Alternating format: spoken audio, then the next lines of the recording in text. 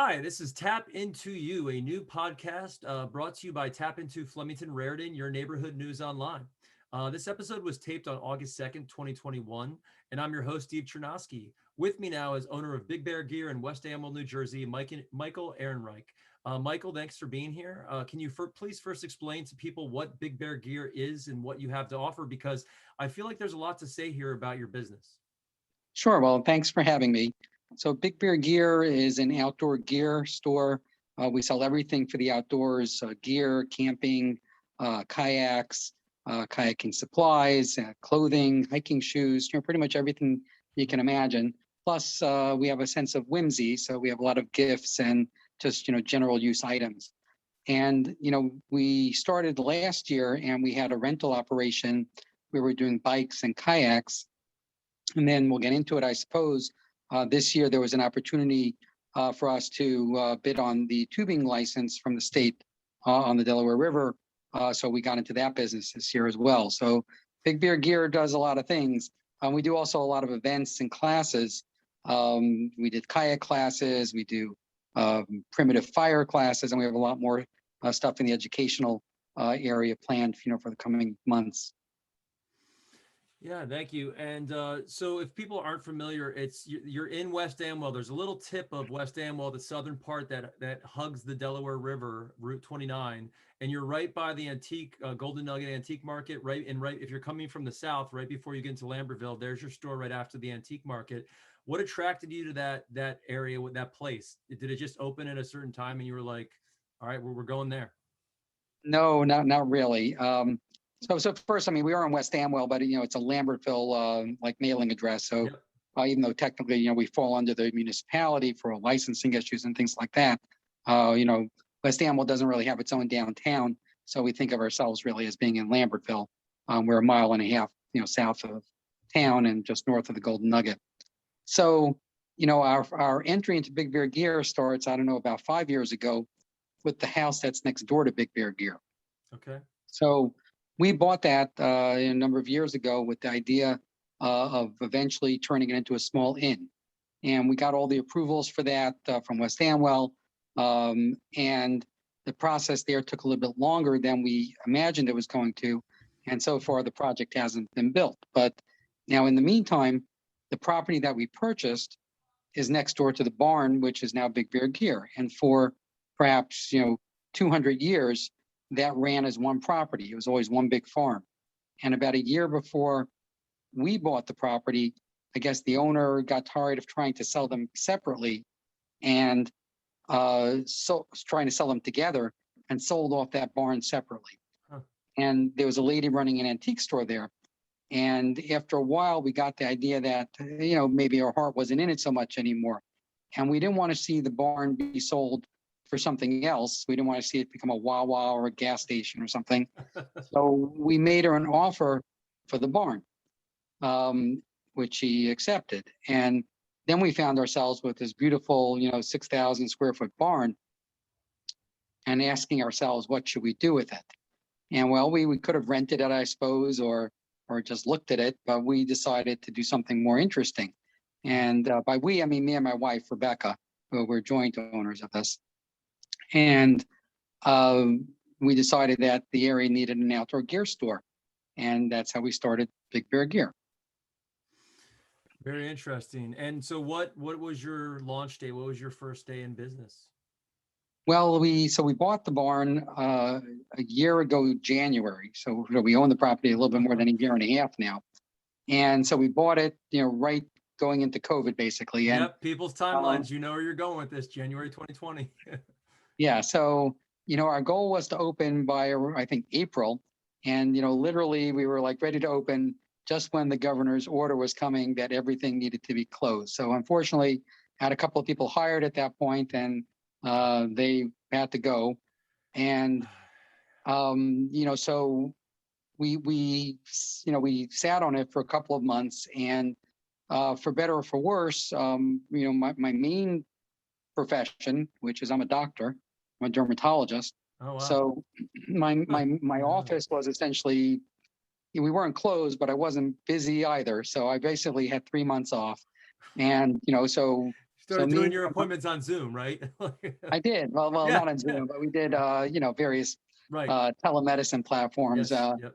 So we had moved ourselves to the Lambertville house during COVID. Me and my wife and my two teenage boys, and we got the store up and running, and we ran it ourselves through that first summer.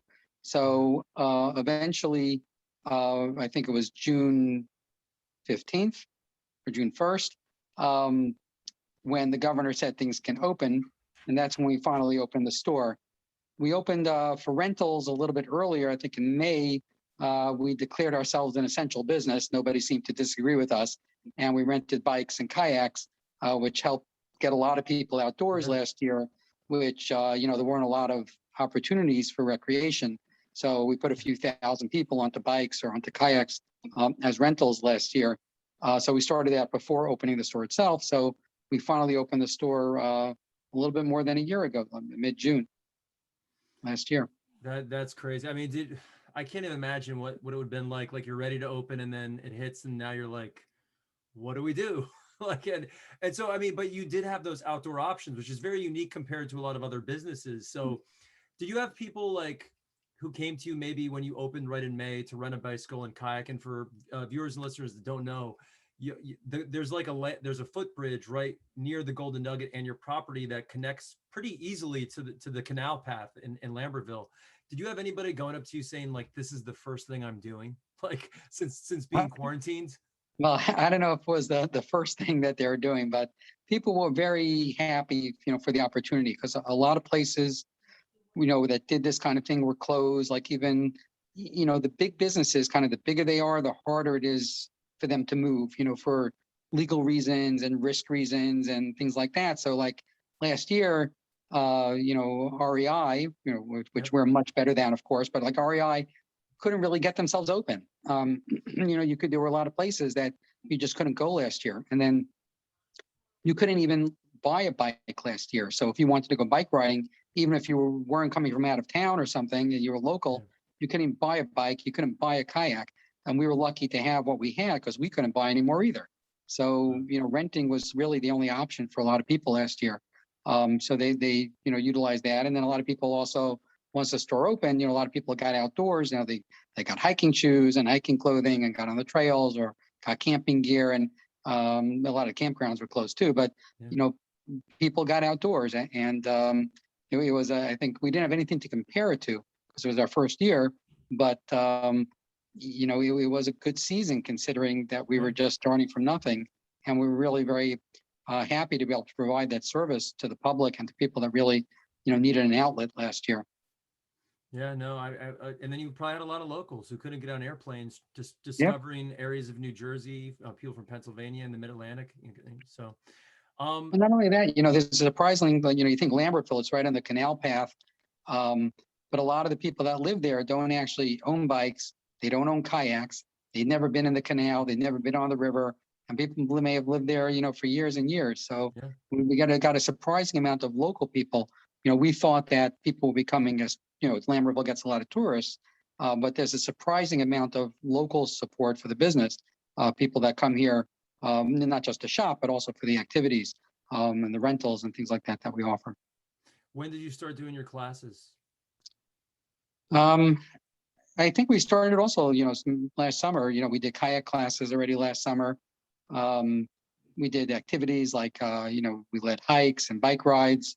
And then I don't remember the timeline exactly, but then we hired our current director of education probably Oh, wow. sometime last fall, and then started offering, even more offerings. They've kind of slowed down a little bit over the summer now. A lot of the stuff that we have planned in the education department got pushed off because we needed all hands on deck for the tubing operation. Let's Um, go there next. yeah, but we have a lot of great classes coming still for the fall. Once tubing season ends, we'll be turning our attention back to the educational programs. Sounds very busy. So the tubing, a lot of people would be familiar with, the hot dog guy and the old business there. How did you find out? How did you get involved in the tubing business? Because so also for people, this is about 14 or so miles north of your property. south of the Kingwood boat launch, right? And so, That's right. yeah, and so near, I guess, for people that are familiar, there's a road there, Fairview Road. I assume that's where you're going in. But how did you get involved in that? Well, last year, I identified very early on that we wanted to be in the tubing business. And as it turned out, just fortuitously, the person that had uh, the business, the license from the state of New Jersey previously, had lost the license. So last year we saw that the license was actually up for bid. And we looked at it last year, and for various reasons, the way that the park had structured it and the requirements that they had, last year was not possible for us or anybody else to put together a proposal that would have met the park's requirements. And we gave them feedback on what last year, why we couldn't, bid on it. And, in the meantime, last year we sold, hundreds of tubes from the store. That was another big, activity for people. So, we sold as many tubes as we could get our hands on, and we help people understand, how to go tubing themselves safely on the river. So we taught people, how to use the river. And then this year, when the license came up for bid again, the park had made some adjustments. Most importantly, they provided parking. So, last year they were expecting the bidder to provide a parking lot, and nobody's really sitting on a 200-car parking lot with municipal approvals, just waiting for a tubing opportunity to bid on. So they provided parking this year, which made it a feasible thing to bid on. So we put together a proposal, and we were awarded the license very late, right before Memorial Day. And the park asked us to be up and running pretty much by Memorial Day. And we I don't think we're up on Memorial Day, but we're up like the first week of June. And, we ran weekends in June, and then we've been running 7 days a week since July 4th. And we mobilized all that in about 6 weeks. So that was challenging. Yeah, when you say all hands on deck, I get it. Yeah. So what's the experience like for someone? Do they drive to that area in Kingwood? So you have a second location now because of this, a little south of the Kingwood boat launch, and that's where someone would drive to seek your services. Is that correct? Right. So it's not like a store or anything. We kind of Right. operate at the moment, under a tent, and we've got a storage container. But we have parking and facilities and porta potties and things like that, changing cabanas. So the most important thing is that you go there. You don't Because go to the, you're one unfortunately, in West Amwell. right. So unfortunately, no matter how many times we put it on the website, people miss it sometimes, and so some people show up at the store and then they got to drive another 20 minutes. But so basically, people ideally make reservations online, which makes everybody's life a lot easier. And then they show up, they park at the parking lot, which is a little bit above the Fairview put-in and just below the Kingwood boat ramp. They park, and they check in, and then we shuttle them about a mile south of the parking lot to where we put them into the river. So you go down there and you get your tubes, and you get your safety talk and your PFDs, and then you float about 5 miles down the river, and then we pick you up down there, bring you back to the parking lot, and that's your trip. Very cool. And a lot of people might ask this question, like, there's a reason you have to drive up there. From what I understand, the rapids are a little easier to navigate than going right across from your store in West Amwell, like south of the Wing Dam. It's not as, geared for tubing, right? Well, no, actually, you could right across from our store is actually good tubing. Oh, So okay. you could put in a fireman's eddy. Right. Oh, yeah. Not as a commercial enterprise, but individuals do it all the time. You could put in a fireman's eddy, and you could go down and take out.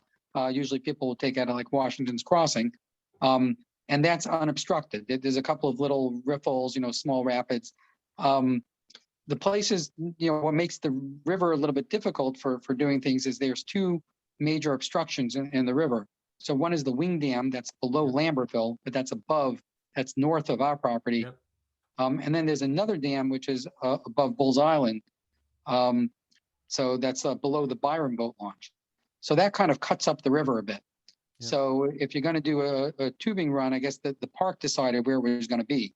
But The area that they've utilized here is actually it's a very nice area. It's very scenic. It's a little bit more rugged. I mean, like difficult, but a little bit more undisturbed than the area further down. So you feel a little bit more wilderness. And then towards the end of the run, there's a nice stretch of like little class 1 little rapids that just, it's not dangerous or difficult. That just makes it kind of fun. You bounce up and down, you get a little, wet. So it's a little bit of an exciting part of the river from that perspective. So I think the park chose well in kind of, where they chose to put the route. And so, and I saw on your website that you reserve the right to adjust the age depending on the water level. Depending on how fast the river's going, because I mean, people get stuck in the river all the time, and you have a job to keep your clientele safe.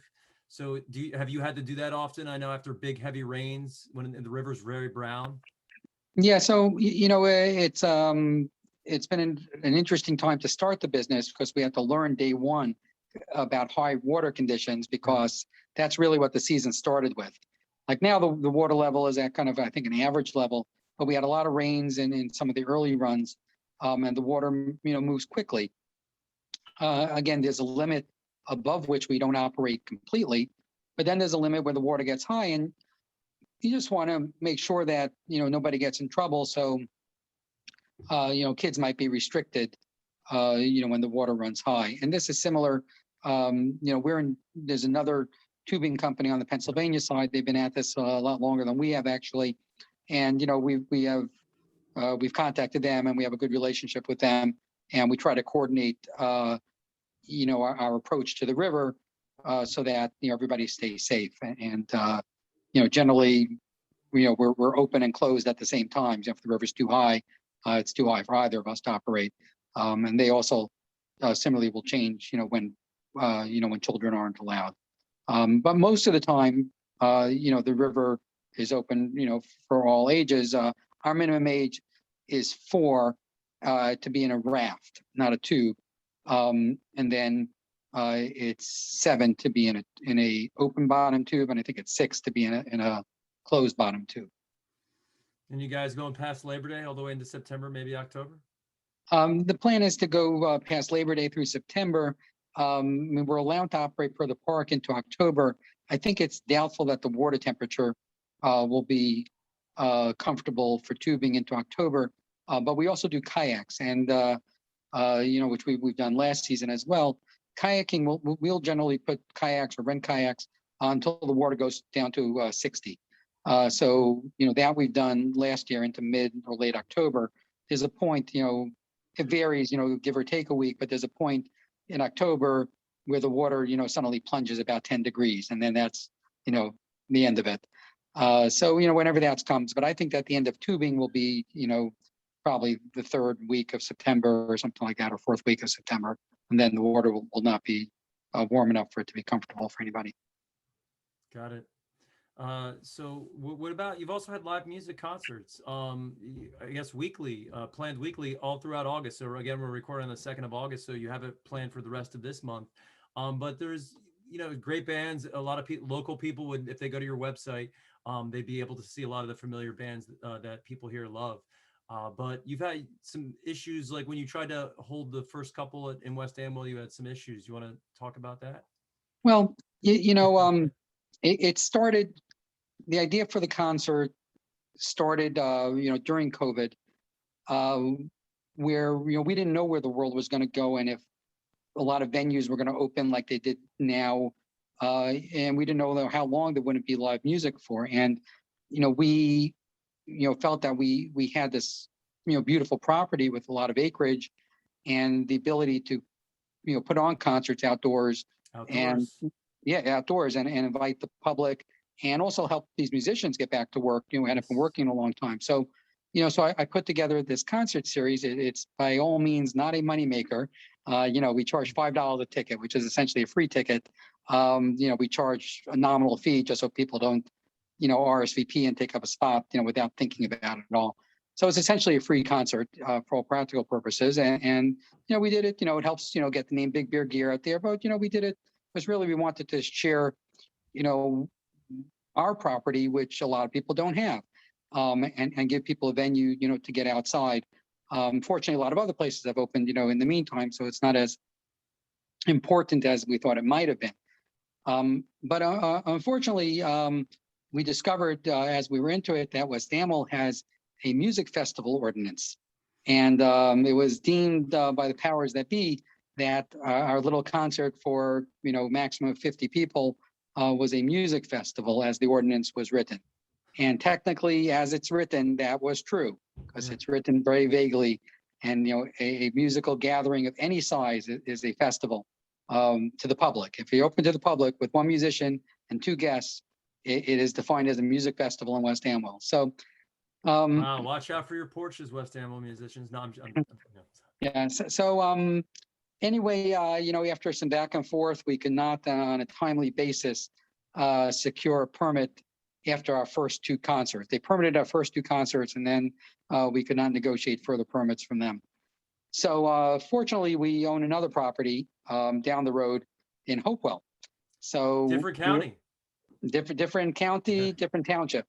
So, we were able to secure a permit from Hopewell Township to do a special use permit for our concert series there, and we moved it to an outdoor setting across from Bell Mountain. It's a different setting than Big Bear. It's beautiful with big sky overhead. right It's across really from the corn maze. Right across from the corn. Exactly, right across from Hal the corn Farm. maze. Yep. Right. So, so we moved the rest of the series there, and we've got, I think, 4 more concerts coming up. One this weekend. I don't know when this is airing, but this August 7th is our next one. And we've been weather wasn't great for the first two. We had rain. We've had one rained out completely and one hindered by rain, and then we've had 2 good shows so far out of our 4. Great. And when he says it's in a different county, like it's not far. Like the goal, I think the county, like Mercer County and Hunterdon County, actually, the Golden Nugget Market, actually, I think it goes through the line, goes through the market. I'm pretty sure. That's exactly right. So I mean, basically, if you go from Big Bear Gear, if you go down the road to the next left, which is Valley Road, it's about a mile, to the concert site. So you're Mercer County to the south. You got your main property in West Amwell, and you're Tubin up north. I really want to leave the opportunity here for you to plug your website and anything else that you'd like to add, Michael. Oh, thank you. Well, it's bigbeargearnj.com. If anybody wants to learn more about what we're doing, and we're here for everybody, for the community, and we're just trying to do events, activities, provide retail products that people want, and there's a lot more to come actually. So there's more plans coming for Big Bear Gear, wow. Down the road. So you'll see even more from us. Stay tuned. Hey, it's very impressive what you've managed to pull off in a little more than a year. It's been quite impressive, and the offerings that you provide people for recreation, for music, and for outfits and outdoor gear is really impressive. So again, this has been Tap Into You, a podcast brought to you by TAPinto Flemington Raritan, your neighborhood news online. I've been your host, Steve Chernosky, and with me today was Michael Ehrenreich of Big Bear Gear in West Amwell, New Jersey. Michael, thanks again. Thanks for having me.